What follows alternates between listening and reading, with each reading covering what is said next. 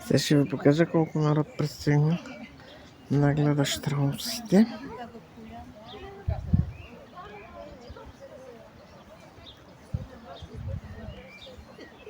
Откъде сте?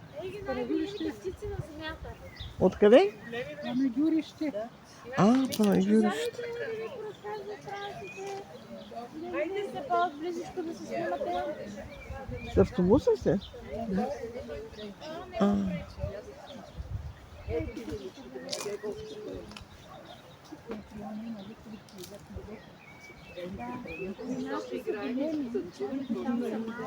Те обичат да са център на вниманието.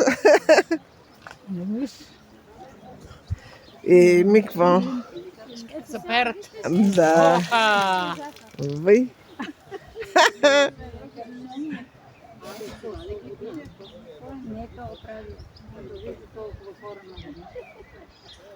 Те са свикнали с хората. Тези са най-старите от щраусовите птици и най-големите. Единствената птица с два пръста на краката оцеляла 65 милиона години. Въпреки, че мозъкът е една трета от окото. Той е един човек, като най-вече птици. Много здрави и издържливи птици може да доживее до 70 годишна възраст един щраус. Да, като ние имаме сега няколко сетечи. Имаме 4 големи семейства, само големи гледаме. Над 3 годишни за яйца. Яйцата правиме най-вкусния крем карамел. Като мъжките са черните пиленца, пилетата коки. 4 коковци и 4 пипита, да не са съдим, сме ги кръстили 8 на брой. Мъжки са женска, сивите са пипитата. Като това е единствената птица с два пръста на краката и после ще видите, има много остър нокът на големия пръст, защото колкото седна първия, сигурно вижте, те усещат налягането и като е такова валежно. Сядат ето така и почва да тръгнат. Като тази птица може да доживее до 70 години, а да снася до 50-та си година яйца. От 3-та до 50-та година женските могат да снасят яйца. Като жена. Не остаряват много бързо. Всеки ден ли снасят през ден по едно яйце, обикновено от март до ноември, аз после ви покажа, имам голямо, имам малко. За Великден даваха по телевизията едно страусово боядисвано и едно от малки. Нормално. Да. 12, да. От март до ноември през ден по едно яйце, като не снасят през целия период, нали? Снасят 3, 4, 5 яйца, колкото са формирали в женската, след това почиват, големите жеги не снасят и зимата не снасят. Като сме имали обаче зими до февруари, топли зими, последните бяха студени. До февруари сме имали яйца, като то по времето като кокошките предполагам, че ги дадат да снасят. Така ще ви разкажа. Значи, обикновено мъжкия може да живее с 2 до 7 женски в природата. Тук сме ги ощетили обаче с по една мадама, защото ни е много малко мястото. Почват да се бият, да се карат, общо взето са първични, диви и ритника на щрауса засилва се туфарите напред, стига 1 тон. Ако мъжкият е разгневен и ядосан, може да ритне и женската.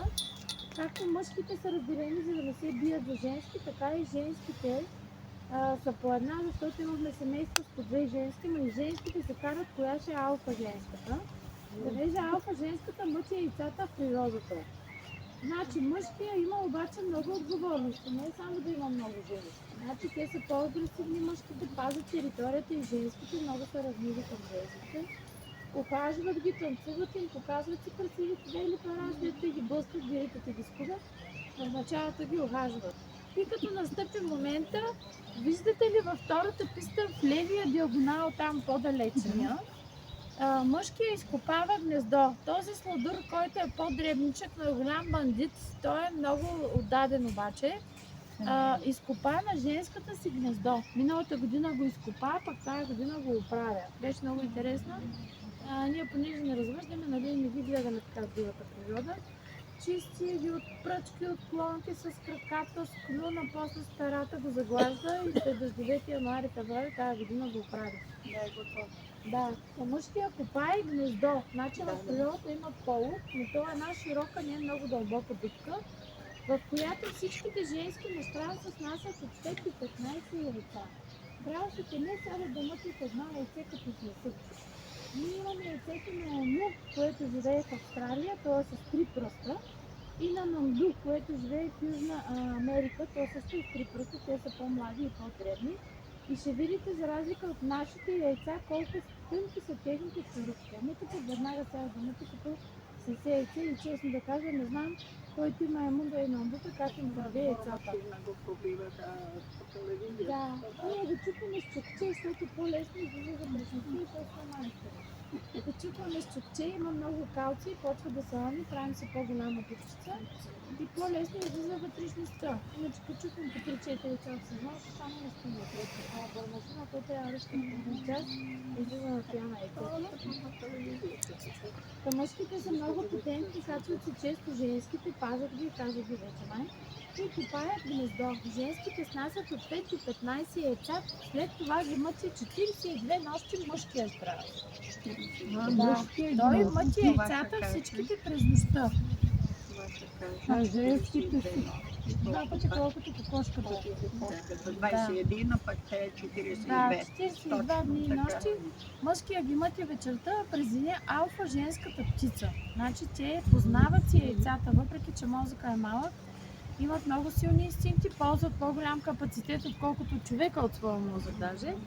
И всяка страуска снася уникално яйце, като овал, като дупчици, като оцветяване, ще ви покажа колко са различни.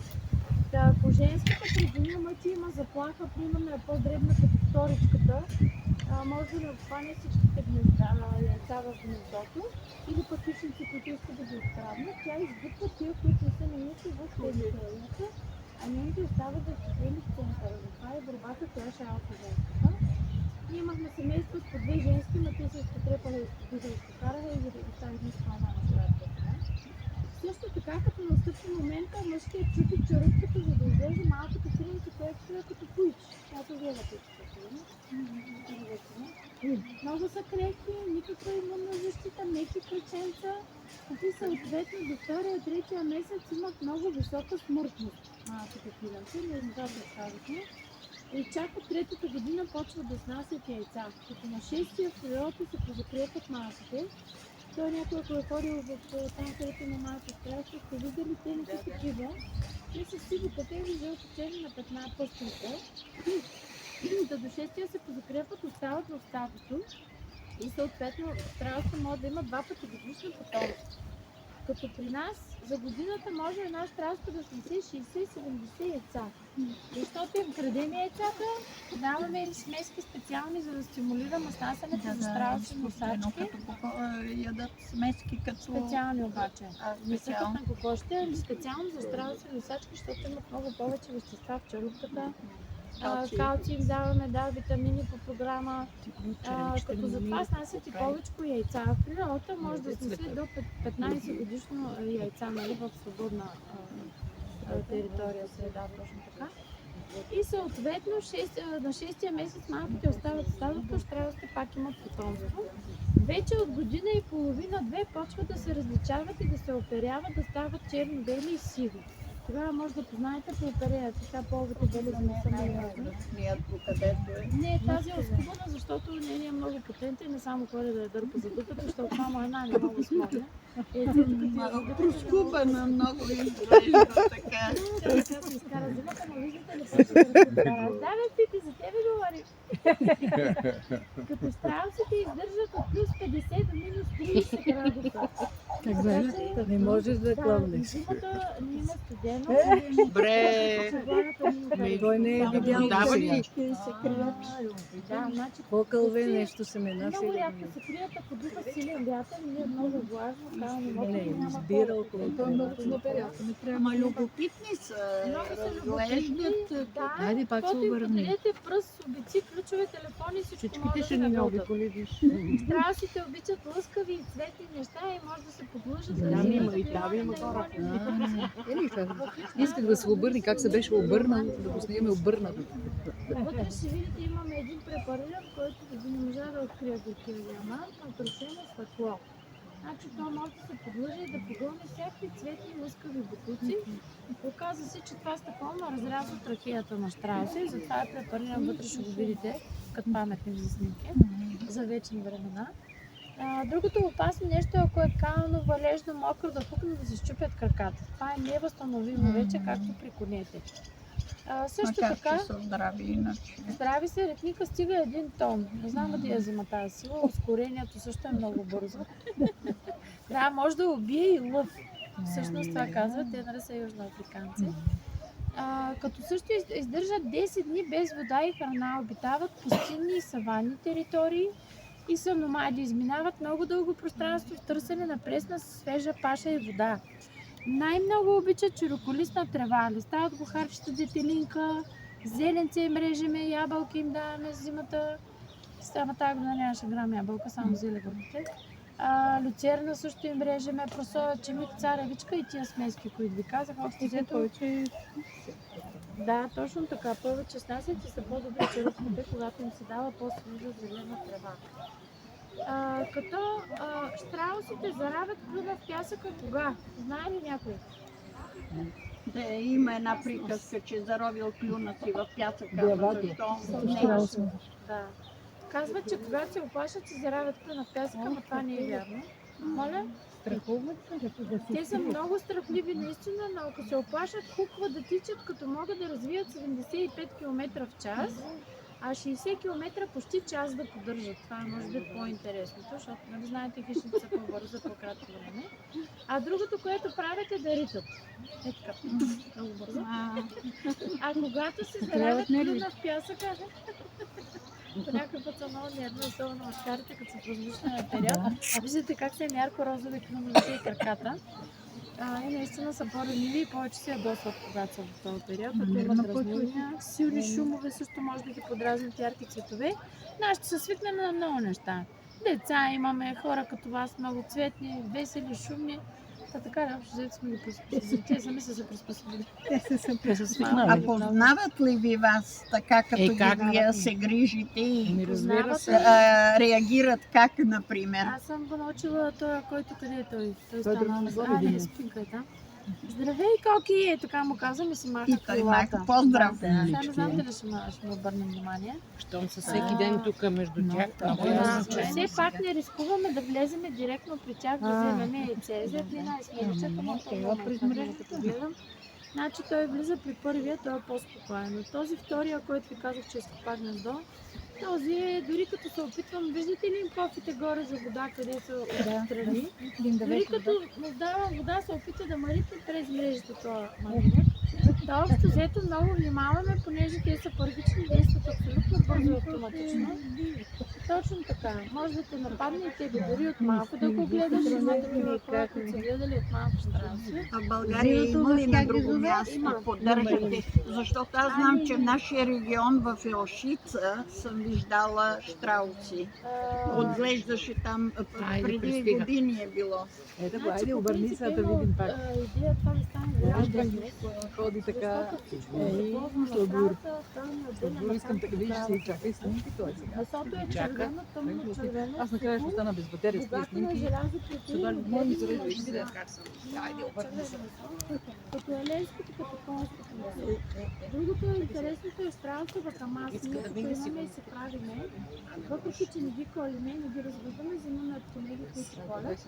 Тя е много фина, има омега 3 и може да се ползва дори като крем за лице, не запушва кожите.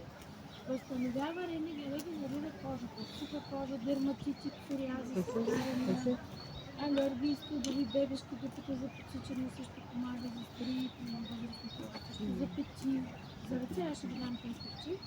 Парата пък ги ползват за украси. Това е фестивали, карнавали, опери, балети правят, рокли, елеци и също така най-добрата бърсалка за прах. Правят от щраусовите пера. В автомобилните заводи в Германия има пълни съчетания с щраусови пера, през която минава колата преди да бъде боядисана. Има статичен ефект, те са гъсти и тръпкови и обират машинките прах. Ниглите също ползват дори за четки за рисуване на щраусите, а кожата е изключително устойчива на износване. Един продукт от щраусова кожа може да ви служи до живота. Дишаща кожа, обработката е по-скъпа. Обаче малко цената е като крокодилската кожа, но е много здрава и държлива. Правят и защитно облекло също. Има такава ферма в долу на баня Костовица. Там ги развъждат, тя жената много давно се жени. Там ги развъждат и имат и малки. Там могат да ги спитат вече да храните и по-малко птици или жестки. Но ако ще не ако е по-добря. А другото е Равна гора до Варна. Там също има една ферма. Сергей се казва господина, ние понякога си купуваме яйца, защото нашите не ни стигат, те са само 4 женски. И обикновено много ме питат лятко да не продаваме яйцата. Юли, август продаваме цели яйца, сега обаче не. Защото идва празника на родите и тук е озрана. И се пазим яйцата и затова Сега ще да яде. заповядайте да ми покаже яйцето.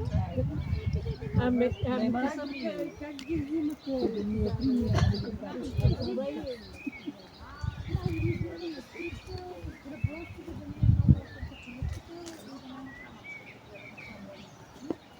Другия вариант е някой си за разсейване. Ще остава, другия влиза къде да е често.